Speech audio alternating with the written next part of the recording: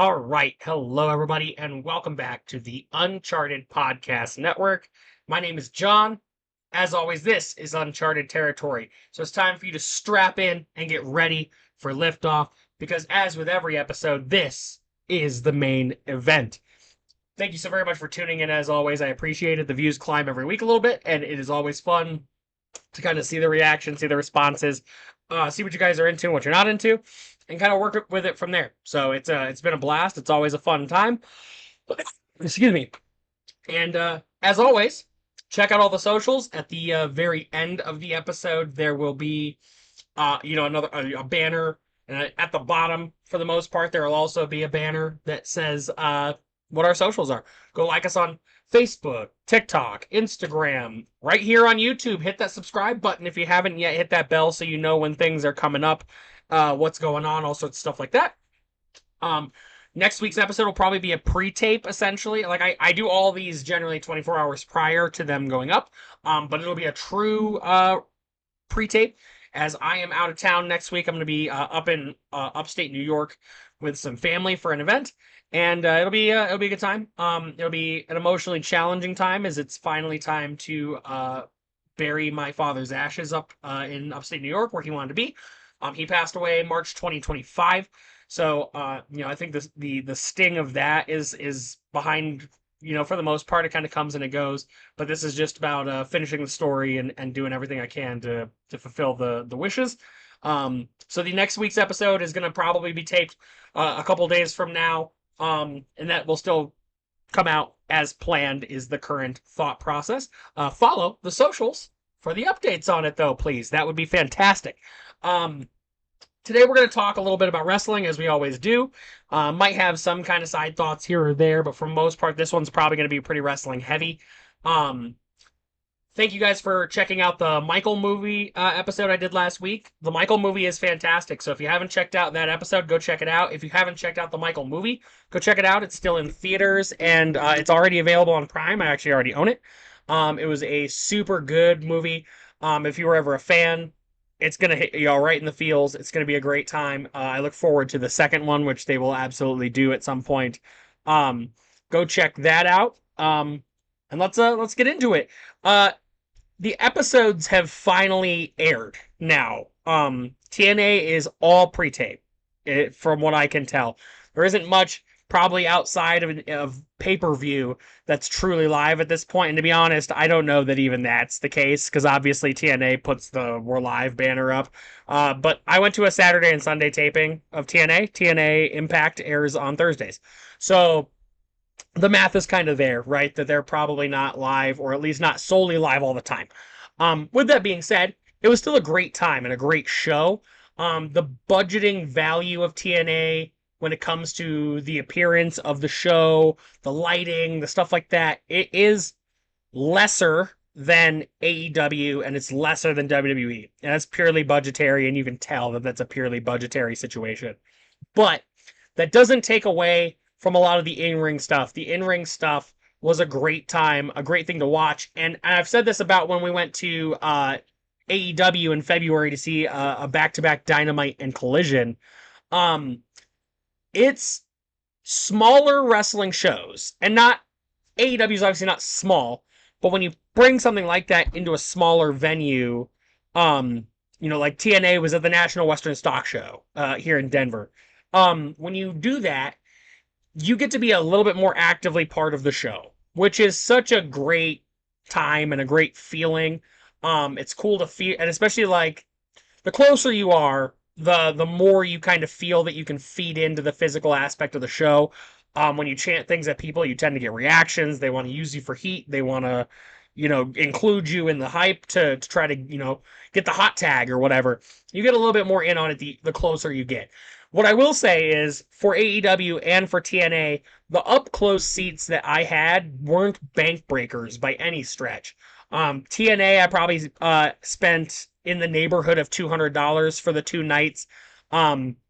Sat like second row both nights, just in different locations. My brother did a really great job of finding us. I'll put pictures up kind of as I'm talking here, but he did a great job of finding us and showing where we were on camera. The first night we had all of us wearing wrestling related Roosevelts. As always, Roosevelts.com. Check it out. I'll give them the hype at the end of the episode. But we had Roosevelt's Row for the first night because there were a lot more of us the first night. Second night, there was just three of us. Excuse me. Sorry about that. And we still had an absolute blast, is what I'll say. The second night, we actually sat right behind Impact Tag Team Champion Brian Myers' family. My brother actually got to communicate with them a little bit. They got some pictures from us of their reactions to Brian Myers in the ring, because I'm sure a lot of times they don't get that. They have their moment with him, but obviously they don't get to see how they feel, like how they react to the situation. And my brother, being the photojournalist that he is, did a great job of including them in a lot of the stuff. And props to Brian Myers' family. They actually took a photo of us with Brian Myers earlier that day, which I'll talk about some of those photos here in a moment as well. Some of the highlights for me from both days: the Righteous. The Righteous are awesome. Like, immediately a fan. Okay? The Righteous, if you don't know and if you don't watch TNA, they're very early Wyatts. Like, very early. Culty. They're mysterious. You could argue they're probably borderline supernatural, but not quite. The best example I can give you for the Righteous is Far Cry 5. If you've played Far Cry 5, the Seed family is the head of the cult for Fall's End, the main city in the game. The Righteous is very, very similar to the Seed family, and it is so cool. I actually got a Far Cry 5 chant going at one point just because I really wanted to drill that home, that I felt like they had kind of stripped a gimmick off of a video game. But also, like I said, very Wyatty. Excuse me. And I've heard through the dirt sheets that apparently the Wyatts originally, and Bray later in his run, had tried to recruit the Righteous to come up to WWE, and it just hasn't happened. But hopefully they get that opportunity, because they're cool. They're incredible. Their entrance is like, you get snaps. It's very culty. It's so fun, and not in a this way, but in like a this way, right? Like, it's a good time. It is a great time to watch The Righteous, and I really did enjoy The Righteous. Ricky Sosa was another guy who I was like pumped for. Night one, didn't really know who he was. Night two, thrilled to see him back a second time. He's very good with crowd interaction. His theme song has a lot of like, you get the crowd into it. It's really fun. And he's a tremendous athlete, somebody who's cool to watch. I think that he's going to have big things coming for him down the road. Moose, got to see Moose for the first time. Moose is a blast. He's a big dude and genuinely nice guy. After the show went off air the first night, he kind of did a pass near our rows. Gave me knuckles. Was a super nice guy. Gave a brief little chat on that, but awesome. A super good guy. And just a fun athlete to watch. And again, his entrance is very inclusive to getting the crowd hyped. And I think TNA is really big on that altogether. They want you to interact. They want you to remember. They want you to subscribe onto what they're doing. So almost every entrance has some sort of inclusion of crowd work to what the guys are doing. It's cool to see so many former WWE guys kind of finally getting their flowers, even though it's kind of on a lower level. Nick Nemeth was there a ton. Elijah was there a ton. Mustafa Ali, a ton.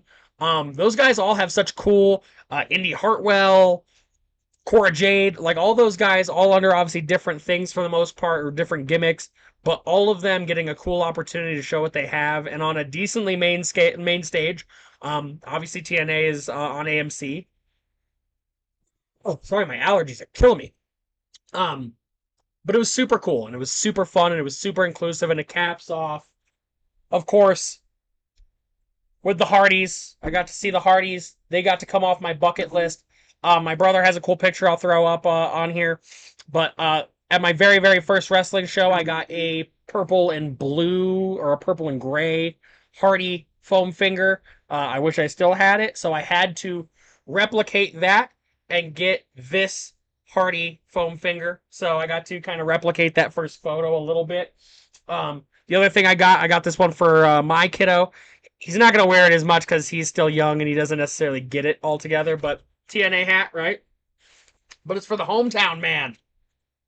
So you can throw this on, right? All of a sudden you're a masked man. And it's pretty cool. It was the most expensive thing that I purchased strictly because of the mask. And honestly, it's adorable to see my kid wearing it. I wish that he would vibe it a whole lot more than he currently does. But a super fun, gimmicky hat, and Hometown Man was fun to watch. He's an easy guy to get behind because he's from your hometown. Every place he is, he's just from your hometown. So that was a blast. Um, Photo opportunities. We did all of the photo opportunities that we could possibly do for the weekend. The first night we had the World Champions photo, so everybody who has a title belt in TNA did group photos essentially.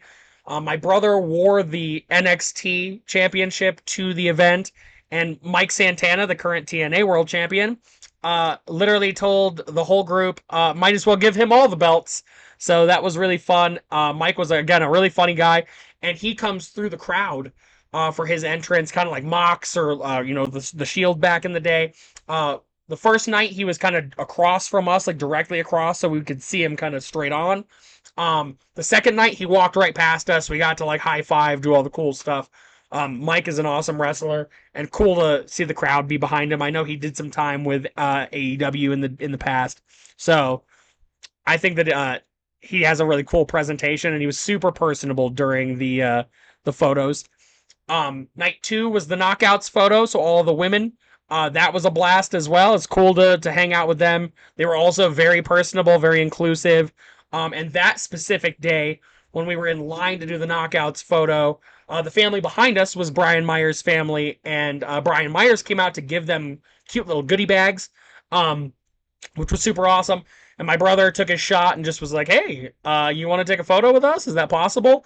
And we kind of expected, like, we had to pay for all these photos, obviously, so we kind of had the expectation that he was going to be like, "This is my family. I'm not gonna do it." He wasn't like that at all. Brian was super chill. He actually threw the TNA tag team title on my shoulder because my brother still had the NXT title. So super cool. And we were like trying to fumble with the selfie, and his family was like, "No, no, no, we'll take that photo for you." So it was really cool to just have that inclusion. And again, then we sat right behind Brian Myers' family. And again, they were super personable, super fun. Their kids were super into it. It was cool. We're all grown-ups, so we know that wrestling nowadays is predetermined. WWE, Unreal, the McMahon documentary, like all these things have have pulled those curtains back, so you understand that wrestling is predetermined. It's not fake, and I won't stand for that at all. Gravity's not fake. Falling off a ladder through a table, even if you cut the table, you still have to land on it. You still have to hit it accurately. You still have to land safely. Still, it's tough for all these guys to get 30 surgeries or whatever in their lifetime and hear that what they did was fake for their whole career. So I don't necessarily stand by that. It is predetermined, and it is cool to see. You can see things especially when you're near a family of a wrestler, right? So when Brian Myers would be on the floor by our side of the ring and his family is right there, he'd acknowledge them a little bit. He'd give them a wave. He got hit with the swanton to end the show, and that was super cool as well. He rolls out the ring. The kids are like, "Oh no, that's crazy!" And he gets up. He gives them a little wink. Like it was such a cool thing to see. To kind of peel back the curtain in a real life situation where it's not what TV wants you to see. It's not what a producer wants you to see. It's not what an editor wants you to see. But to see it actually happen in real time was super cool. And again, Brian is a stand-up guy. Some of you probably know him as Kurt Hawkins if you don't watch TNA. But super cool. It was a great time. And what a vibe. What a vibe for TNA. It was a great time. No pyro, no stuff like that. Again, you can tell the budgets are different. But altogether, an absolute blast of a show. It probably honestly comes in second for me. If I have to rank my wrestling experiences right now, it's easier than I want it to be, and it's AEW was the best live wrestling show I might have seen my whole life, or pretty close. At least when it came to crowd interaction, being able to chirp at the guys, have them interact with you. It's the first time I sat close to a ring Like those things were really fun. It doesn't necessarily beat probably like I went to, a live Raw in 2007 or 2008 where I got to see Kane, Triple H, Shawn Michaels, like a lot of these guys who were still kicking at the time. But when it comes to like an all-around performance, that one was insanity. Um, TNA is going to take number 2. Again, it's all about feeling included and feeling like you're part of the show. And I feel like the smaller venues, the smaller companies, AEW is kind of, that's probably pushing it a little bit. They're big, but like, you know what I'm saying? Excuse me. Oh, I apologize. Jeez. Um, the smaller companies just make you feel like you're a part of the show. And so those things were a big deal. And especially when you're talking about bang for your buck. Again, I didn't pay more, like, AEW was like a $95 ticket to sit fourth row. Uh, TNA was technically like $100 a night to sit second row. So like those were a great time. WWE comes third, and that's because at SmackDown in November they had 4 matches. You can tell when they're at commercial. They dim the lights. They actually put some of the ads up on the screen. Um, we paid $140 a seat, and we sat parallel with the stage. So we actually couldn't see any of the videos on the Tron. Like, and it didn't look like that at all on the map when we had selected our seats. We thought we were getting like kind of a cool side of the ramp where we were going to get a little bit more out of it, and just it wasn't that at all. And on top of that, again, 4 matches. The night felt really long and really expensive, and it just didn't hit. Whereas like TNA and AEW, just both of those. I mean, TNA was 2 nights. AEW was 1 night double taped. So we got 14 matches. TNA both nights I actually thought were not going to end. They went 3.5 hours both nights without, like, in between matches you had like a 4-minute gap where you could tell they were like getting stuff ready, but total nonstop action. They did not stop the whole time. AEW was very similar, where like the gaps were a little bigger because their production is a little different, but still you got wrestling for the whole show, which was fantastic. WWE just doesn't hit on those levels. WWE is so mainstream, and they only care about um, butts and seats is a big chunk of it, but they care about ad revenue and they care about where they can make their money. So WWE kind of falls down the list for me, as sad as that is. I still love all the talent that they have for the most part, but I think we watch Raw. Watch Raw and see that they have 4 or 5 matches if you're lucky. There's way too many ads. The transitions are weird. You can tell that there's like, hey, this person is going to the ring. We're going to go to commercial now. And then like they came back, they did a Danhausen segment, they did another weird segment, and then they went to commercial break again, and then they came back to the match where that person's still standing in the ring with their entrance going. Like, they've been standing there for 7 minutes at this point, right? Like, there isn't editing for that. That's not how that works. And again, if you go to WWE shows, you see it. You see in the moment that they're like, this person's on their way to the ring, and they dim the lights because they're at commercial. The commercial is kind of playing up on the Tron or whatever you're watching, and that guy is just standing in the ring, just waiting. And then when they're going to come back from commercial break, they kick the lights back on, they kick the music back on, and that guy has to act like he was just the whole, oh, this was my entrance. Like, it's weird. WWE comes in last. That's an easy pick.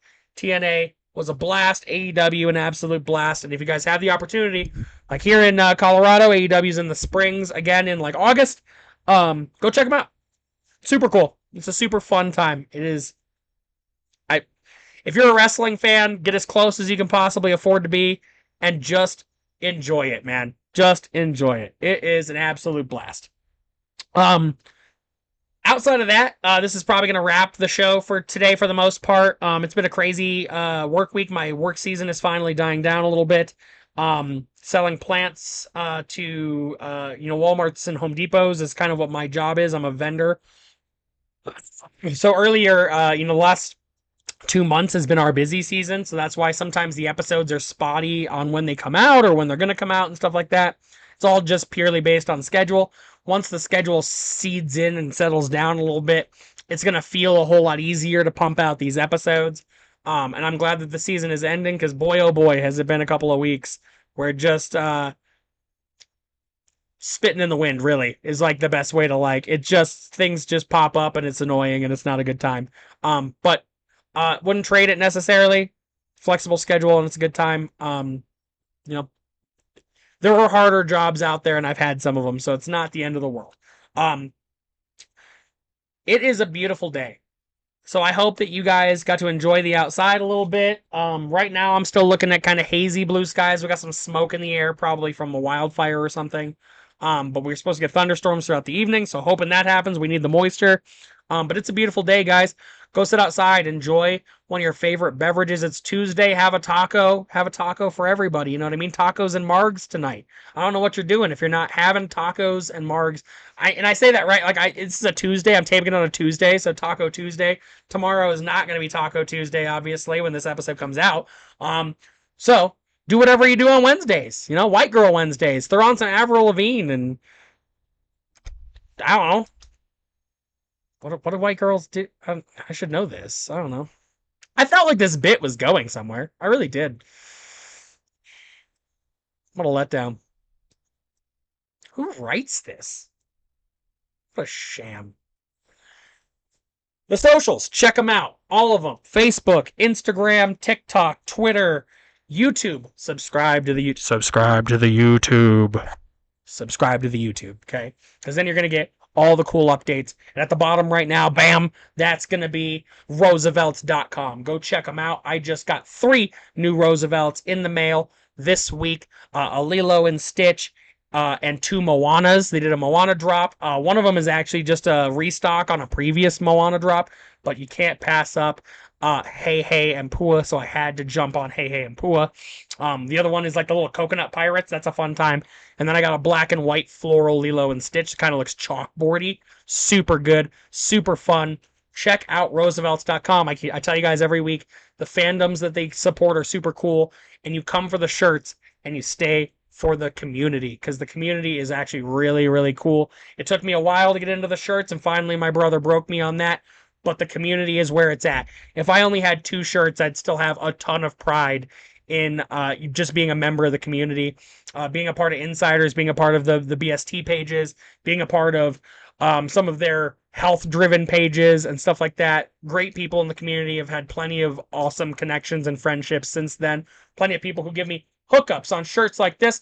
My boy Josh came through a couple months ago. This is Emerald Mickey from a very specific con, and it was the one that I wanted from the con, and he came through in the clutch because he was there, and he hooked me up with this shirt. It is an amazing shirt. Again, Emerald Mickey, beautiful con exclusive. But go and check out, again, if you're into anime, if you're into Disney, if you're into Jurassic Park, if you're into Harry Potter, if you're into The Office, Parks and Rec, like, I can go on and on and on. Looney Tunes, The Muppets, like, He-Man, they just did a huge He-Man release. They just did a brand new Moana release. Again, that's where I got the little coconut pirates. It's awesome. Go check out roosevelts.com right now. It is totally worth it. Come for the shirts. Stay for the people. That's what this is all about. Thank you very much for tuning in again this week. This has been another episode of Uncharted Territory. This has been the main event, and my name is John, and I look forward to seeing you kind of next week, but it's going to be a pre-tape, so don't you forget it.